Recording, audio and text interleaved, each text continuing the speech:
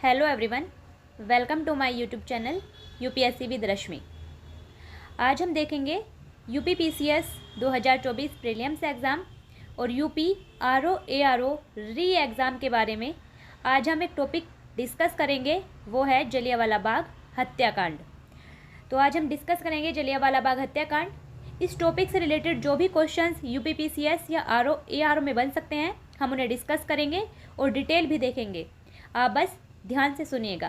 तो शुरू करते हैं आज का टॉपिक। आज का हमारा फर्स्ट क्वेश्चन है, रोलेट एक्ट लाने का क्या प्रयोजन था? ऑप्शन है ए भूमि सुधार, ऑप्शन बी राष्ट्रीय एवं क्रांतिकारी गतिविधियों पर रोक लगाना, option C balance of trade को ठीक करना और ऑप्शन डी द्वितीय विश्व युद्ध के बंदियों पर मुकदमा चलाना। इसका सही आंसर होगा ऑप्शन नंबर बी। राष्ट्रीय और क्रांतिकारी गतिविधियों पर रोक लगाने के लिए रोलेट एक्ट लाया गया था और रोलेट एक्ट लाया गया था मार्च 1919 में। यह आपको ध्यान रखना है। कहानी क्या थी? दरअसल भारत में जो क्रांतिकारी गतिविधियां बढ़ रही थी, उन्हें कुचलने के लिए ब्रिटिश सरकार ने 1917 में न्यायाधीश सिडनी रोलेट की अध्यक्षता में कमेटी गठित की थी। और जो भारत में क्रांतिकारी गतिविधियां थी, उन्हें जो ब्रिटिश सरकार थी वो कहती थी आतंकवादी गतिविधियां। तो न्यायाधीश सिडनी रोलेट की अध्यक्षता में एक कमेटी गठित की, जिसका उद्देश्य था आतंकवाद को कुचलने के लिए एक प्रभावी योजना का निर्माण करना, क्योंकि भारत की क्रांतिकारी गतिविधियों को वो आतंकवादी गतिविधियाँ कहते थे। तो इसी सिडनी कमेटी के जो सिडनी रोलेट कमेटी थी, इसी सिडनी कमेटी यानी इसी सेडिशन कमेटी के सुझावों पर मार्च 1919 में एक विधेयक पारित किया गया था, जिसे कहा गया था रोलेट एक्ट। तो हमारा जो रोलेट एक्ट था वो पारित किया गया था मार्च 1919 में, और उसके लाने का उद्देश्य था भारत में राष्ट्रीय और क्रांतिकारी गतिविधियों पर रोक लगाना। नेक्स्ट क्वेश्चन है, रोलेट एक्ट भारत में लागू किया गया था। ऑप्शन है ए सन 1909 में, ऑप्शन बी सन 1919 में, ऑप्शन सी सन 1930 में और ऑप्शन डी सन 1942 में। तो रोलेट एक्ट भारत में लागू किया गया था मार्च 1919 में, यानी ऑप्शन नंबर बी हमारा सही आंसर है। क्यों लाया गया था ये तो हमने अभी देख लिया था। अब इसका विरोध क्यों किया जाएगा वो हम अभी आगे देखेंगे। नेक्स्ट क्वेश्चन देखते हैं। नेक्स्ट क्वेश्चन है, रोलेट एक्ट किस वायसराय के काल में पारित हुआ था? एक क्वेश्चन ये भी बनता है कि रोलेट एक्ट किस वायसराय के काल में पारित हुआ था। ऑप्शन है ए लॉर्ड हार्डिंग द्वितीय, option B Lord Reading, option C Lord Chelmsford और ऑप्शन डी लॉर्ड मिंटो द्वितीय। तो इसका सही आंसर होगा option number C, Lord Chelmsford. Rowlatt Act 1919 में पारित हुआ था और उस समय भारत के वायसराय थे लॉर्ड चैम्सफोर्ड। और अगर ये पूछ लिया जाए कि रोलेट एक्ट के समय भारत के जो भारत सचिव थे ब्रिटेन में, वो कौन थे, तो वो थे मोंटेग्यू। क्योंकि 1919 में एक अधिनियम भी पारित हुआ था, जिसे हम कहते हैं भारत शासन अधिनियम 1919, और उसे हम मोंटेग्यू चैम्सफोर्ड के नाम से भी जानते हैं। इसलिए रोलेट एक्ट के समय भारत के वायसराय थे लॉर्ड चैम्सफोर्ड, जबकि भारत सचिव थे मोंटेग्यू। ये आपको ध्यान रखना है। नेक्स्ट क्वेश्चन है, रोलेट एक्ट का भारतीय राष्ट्रीय कांग्रेस ने विरोध किया क्योंकि इसका लक्ष्य था ऑप्शन ए व्यक्तिगत स्वतंत्रता को सीमित करना, ऑप्शन बी भारतीय राष्ट्रीय कांग्रेस को प्रतिबंधित करना, ऑप्शन सी सांप्रदायिक प्रतिनिधित्व को विस्तृत करना और ऑप्शन डी देशद्रोह के आरोप में राष्ट्रीय नेताओं को बंदी बनाना। तो इसका सही आंसर होगा ऑप्शन नंबर ए, व्यक्तिगत स्वतंत्रता को सीमित करना। रोलेट एक्ट का भारतीय राष्ट्रीय कांग्रेस ने विरोध किया था। क्यों? क्योंकि इसका लक्ष्य था व्यक्तिगत स्वतंत्रता को सीमित करना। दरअसल रोलेट एक्ट के माध्यम से अंग्रेज सरकार यानी ब्रिटिश सरकार जिसको चाहे जब तक चाहे बिना मुकदमा चलाए जेल में बंद रख सकती थी। इसलिए इस एक्ट को कहा गया था काला कानून, या फिर बिना वकील, बिना अपील और बिना दलील का कानून। तो रोलेट एक्ट का भारतीय राष्ट्रीय कांग्रेस ने विरोध किया था क्योंकि रोलेट एक्ट के माध्यम से ब्रिटिश सरकार जिसको चाहे जब तक चाहे बिना मुकदमा चलाए जेल में बंद रख सकती थी, यानी व्यक्तिगत स्वतंत्रता को सीमित करना इसका लक्ष्य था। नेक्स्ट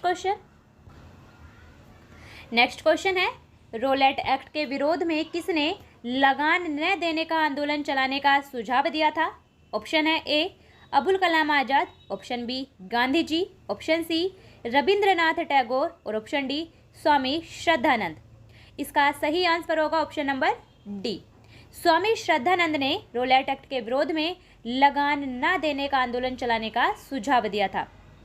तो इसका सही आंसर है option number D. Next question है, कौन सी महत्वपूर्ण घटना जलियांवाला बाग नरसंहार के तुरंत पूर्व घटी थी? ऑप्शन है ए असहयोग आंदोलन, ऑप्शन बी रोलेट एक्ट का बनना, ऑप्शन सी सांप्रदायिक अवार्ड और ऑप्शन डी साइमन कमीशन का आना। तो इसका सही आंसर होगा option number B, Rowlatt Act का बनना। रोलेट एक्ट मार्च 1919 में बना था जो, और जलियांवाला बाग नरसंहार हुआ था 13 अप्रैल 1919 को। तो जलियांवाला बाग नरसंहार के तुरंत पूर्व जो घटना घटी थी वो था रोलेट एक्ट का बनना, क्योंकि असहयोग आंदोलन हुआ था 1920 में। सांप्रदायिक अवार्ड जिसे हम कहते हैं कम्युनल अवार्ड वो हुआ था 1932 में, और साइमन कमीशन भारत आया था 3 फरवरी 1928 को। तो ये सब बाद की घटनाएं हैं, जबकि रोलेट एक्ट 1919 में बना था मार्च 1919 में, और जलियांवाला बाग नरसंहार हुआ था उसके अगले महीने ही अप्रैल 1919 में। इसलिए इसका सही आंसर होगा option number B. Next question है, जलियांवाला बाग हत्याकांड हुआ। ऑप्शन है ए 5 मई 1918, ऑप्शन बी 1 अप्रैल 1919, ऑप्शन सी 13 अप्रैल 1919 और ऑप्शन डी 29 अप्रैल 1919। इसका सही आंसर होगा ऑप्शन नंबर सी, जलियांवाला बाग हत्याकांड हुआ था 13 अप्रैल 1919। क्यों हुआ था वो हम आगे देखेंगे। नेक्स्ट क्वेश्चन है, वर्ष 1919 भारतीय इतिहास से संबंधित है। ऑप्शन है ए कलकत्ता से दिल्ली में राजधानी के बदले जाने से, ऑप्शन बी जलियांवाला बाग त्रासदी से, ऑप्शन सी बंगाल विभाजन से और ऑप्शन डी खिलाफत आंदोलन से। तो इसका सही आंसर होगा option number B, Jallianwala Bagh त्रासदी से। जो वर्ष 1919 है वो भारतीय इतिहास से संबंधित है जलियांवाला बाग हत्याकांड से। नेक्स्ट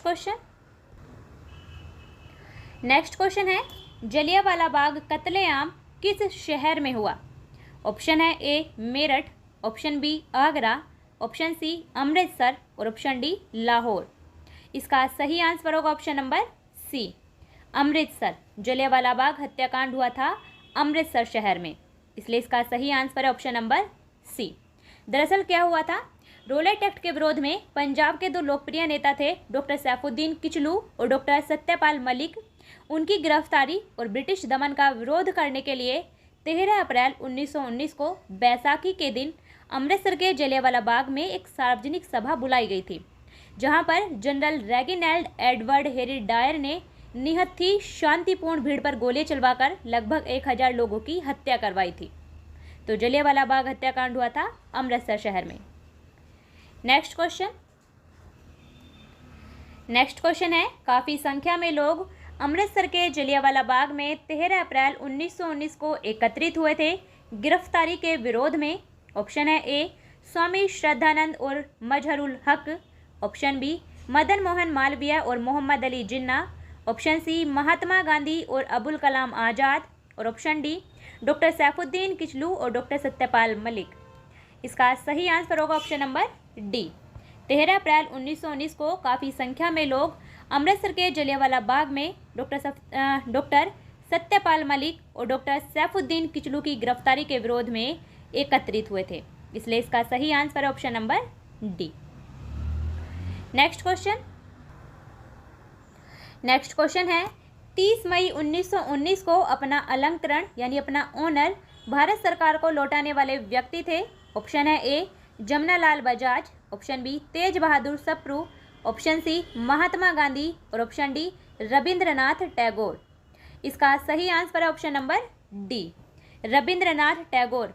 13 अप्रैल 1919 को जो जलियांवाला बाग हत्याकांड हुआ था उसके विरोध में रविंद्रनाथ टैगोर ने 30 मई 1919 को भारत सरकार यानी तत्कालीन ब्रिटिश सरकार के द्वारा उन्हें प्रदान की गई नाइट यानी सर की उपाधि वापस लौटा दी थी। और रविंद्रनाथ टैगोर ने कहा था कि समय आ गया है जब सम्मान के तमगे अपमान के बेतुके संदर्भ में हमारे कलंक को स्पष्ट कर देते हैं। और जहाँ तक मेरा प्रश्न है, मैं सभी विशेष उपाधियों से रहित होकर अपने देशवासियों के साथ खड़ा होना चाहता हूँ। तो ये आपको ध्यान रखना है। नेक्स्ट क्वेश्चन है, जलियांवाला बाग में प्रदर्शन के लिए लोग क्यों जमा हुए थे? ऑप्शन है ए, गांधी जी और लाजपत राय की गिरफ्तारी के प्रति विरोध प्रदर्शन करने। ऑप्शन बी, किचलू तथा सत्यपाल के बंदी बनाने के विरोध में प्रदर्शन करने। ऑप्शन सी, बैसाखी की प्रार्थना के लिए। और ऑप्शन डी, पंजाब सरकार के अमानवीय कार्यकलापों के प्रति विरोध प्रकट करने के लिए। तो इसका सही आंसर होगा ऑप्शन नंबर बी, किचलू तथा सत्यपाल के बंदी बनाने के विरोध में प्रदर्शन करने के लिए। नेक्स्ट क्वेश्चन है, किसके विरुद्ध विरोध प्रकाशन के अभिप्राय के रूप में रविंद्रनाथ टैगोर ने अपनी नाइट की पदवी त्याग दी थी? ऑप्शन है ए, बंगाल का विभाजन। ऑप्शन बी, 1910 का press act. Option C, Jallianwala Bagh हत्याकांड। और ऑप्शन डी, नमक कानून। तो इसका सही आंसर है ऑप्शन नंबर सी, जलियांवाला बाग हत्याकांड के विरोध में रविंद्रनाथ टैगोर ने अपनी नाइट की पदवी त्याग दी थी। नेक्स्ट क्वेश्चन है, जलियांवाला बाग हत्याकांड के विरोध में निम्नलिखित में से किसने वायसराय के कार्य परिषद से त्यागपत्र दे दिया था? ऑप्शन है A, Rabindranath Tagore. Option B, Madan Mohan Malviya. Option C, sir Shankar Nair. और ऑप्शन डी, उपर्युक्त तीनों। इसका सही आंसर होगा option number C, sir Shankar Nair. Jallianwala Bagh हत्याकांड के विरोध में रविंद्रनाथ टैगोर ने अपनी नाइट की उपाधि त्याग दी थी और सर शंकरन नायर ने वायसराय की कार्यकारिणी परिषद से इस्तीफा दे दिया था। तो इसमें पूछा गया है कि जलियांवाला बाग हत्याकांड के विरोध में वायसराय की कार्य परिषद से त्यागपत्र दे दिया था, वो थे sir Shankar Nair. Next question है, निम्नलिखित घटनाओं का सही क्रम नीचे दिए गए कूट से ज्ञात कीजिए। नंबर 1, जलियांवाला बाग नरसंहार। जलियांवाला बाग नरसंहार हुआ था 13 अप्रैल 1919 को। नंबर 2 है डॉक्टर सत्यपाल मलिक यानी डॉक्टर सत्यपाल का बंदी बनाया जाना। तो ये हुआ था, डॉक्टर सत्यपाल को बंदी बनाया गया था 9 अप्रैल 1919 को। और 1919 का अमृतसर कांग्रेस का अधिवेशन यानी कांग्रेस का 1919 का अमृतसर अधिवेशन हुआ था दिसंबर 1919 में। तो इनमें से सबसे पहले जो घटना हुई थी वो हुई थी डॉक्टर सत्यपाल का बंदी बनाया जाना, यानी पहले घटना हुई थी 9 अप्रैल 1919 को। उसके बाद हुआ था जलियांवाला बाग नरसंहार 13 अप्रैल 1919 को। और फिर उसके बाद हुआ था दिसंबर 1919 में कांग्रेस का अमृतसर अधिवेशन, जिसकी अध्यक्षता की थी मोतीलाल नेहरू ने। यह भी आपको ध्यान रखना है। हमारा सही आंसर होगा 2, 1, 3 सही है, यानी ऑप्शन नंबर ए हमारा सही आंसर होगा। ये इसका सही क्रम है। नेक्स्ट क्वेश्चन है, जनरल डायर का नाम किस घटना से जुड़ा हुआ है? ऑप्शन है A, black hole Calcutta. Option B, Rani Durgavati की लड़ाई। ऑप्शन सी, 1857 का संग्राम। और ऑप्शन डी, जलियांवाला बाग। इसका सही answer option number D, General Dyer का नाम जुड़ा हुआ है जलियांवाला बाग से, इसलिए इसका सही answer option number D. Next question है, जलियांवाला बाग हत्याकांड के लिए जिम्मेदार ओ डायर को निम्न में से किसने मार डाला? ऑप्शन है ए, पृथ्वी सिंह आजाद। ऑप्शन बी, सरदार किशन सिंह। Option C, Udham Singh. और ऑप्शन डी, सोहन सिंह जोश। इसका सही आंसर है ऑप्शन नंबर सी, ऊधम सिंह। दरअसल 13 मार्च 1940 को पंजाब के क्रांतिकारी नेता थे ऊधम सिंह। उन्होंने जलियांवाला बाग के नरसंहार का बदला लेने के लिए इस हत्याकांड के समय यानी जलियांवाला बाग नरसंहार के समय पंजाब के लेफ्टिनेंट गवर्नर रहे सर माइकल ओ डायर की लंदन में हत्या कर दी थी, जिसके लिए उन्हें गिरफ्तार करके मृत्युदंड दे दिया गया था। तो इसका सही आंसर होगा जलियांवाला बाग हत्याकांड के लिए जिम्मेदार ओ डायर यानी सर माइकल ओ डायर को मार डाला था ऊधम सिंह ने मार्च 1940 में। नेक्स्ट क्वेश्चन है, ऊधम सिंह ने लंदन में मारा था। ऑप्शन है A, lord Hardinge. Option B, general Dyer. Option C, sir Michael O'Dyer. और ऑप्शन डी, लॉर्ड विलिंगडन। इसका सही answer option number C, sir Michael O'Dyer को लंदन में ऊधम सिंह ने मार डाला था। नेक्स्ट क्वेश्चन है, जलियांवाला बाग नरसंहार पर कांग्रेस जांच समिति की रिपोर्ट के प्रारूप को लिखने का कार्य सौंपा गया था। ऑप्शन है ए जवाहरलाल नेहरू को, ऑप्शन बी महात्मा गांधी को, ऑप्शन सी CR दास को और ऑप्शन डी फजलुल हक को। इसका सही आंसर होगा option number B, Mahatma Gandhi को। जलियांवाला बाग नरसंहार पर कांग्रेस जांच समिति की रिपोर्ट के प्रारूप को लिखने का कार्य महात्मा गांधी को सौंपा गया था।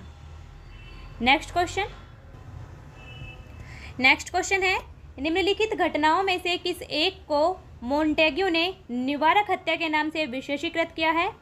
ऑप्शन है ए INA सक्रियतावादियों की हत्या, ऑप्शन बी जलियांवाला बाग का नरसंहार, ऑप्शन सी महात्मा गांधी को गोली मारा जाना और ऑप्शन डी कर्नल वाइथ को गोली मारा जाना।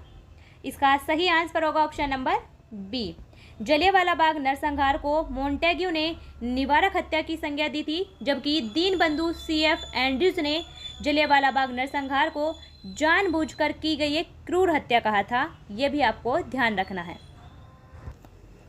और यहाँ आपको एक और बात ध्यान रखनी है कि जलियांवाला बाग हत्याकांड की जांच करने के लिए ब्रिटिश सरकार ने हंटर कमीशन का गठन किया था और इस हंटर कमीशन में CH सीतलवाड़, पंडित जगत नारायण और सुल्तान अहमद खान 3 भारतीय सदस्य थे। इस कमीशन ने 1920 में अपनी रिपोर्ट प्रस्तुत की थी, जिसमें इस घटना के लिए सरकार को दोषी नहीं बताया गया था। कमीशन ने कहा था कि उपद्रव क्रांति का रूप ग्रहण कर लेते हैं और मार्शल लॉ अनिवार्य था, यानी भीड़ की अधिकता को देखते हुए गोली चलाना पूर्णतः न्यायोचित था। साथ ही हंटर कमीशन ने सिर्फ इस कार्य के लिए जनरल डायर को निर्णय लेने की भूल बताया था और जनरल डायर को उसके अपराध के लिए नौकरी से हटना पड़ा था। ये आपको ध्यान रखना है कि जलियांवाला बाग हत्याकांड की जांच के लिए ब्रिटिश सरकार ने हंटर कमीशन का गठन किया था। यह था हमारा आज का टॉपिक, जिसमें हमने रोलेट एक्ट और जलियांवाला बाग हत्याकांड को डिस्कस किया है। उससे रिलेटेड जो भी क्वेश्चंस आपके UPPCS या फिर RO ARO के एग्ज़ाम में बन सकते हैं, वो सब हमने डिस्कस किए हैं। अच्छे से पढ़िए, रिवाइज करिए और वीडियो को शेयर भी कीजिए। फिर मिलते हैं नेक्स्ट वीडियो में, तब तक के लिए बेस्ट ऑफ लक। और आपका जो भी सुझाव हो आप उसे कमेंट बॉक्स में लिख सकते हैं। और इसका PDF आपको टेलीग्राम चैनल पर मिल जाएगा, लिंक आपको इसके डिस्क्रिप्शन में मिल जाएगा।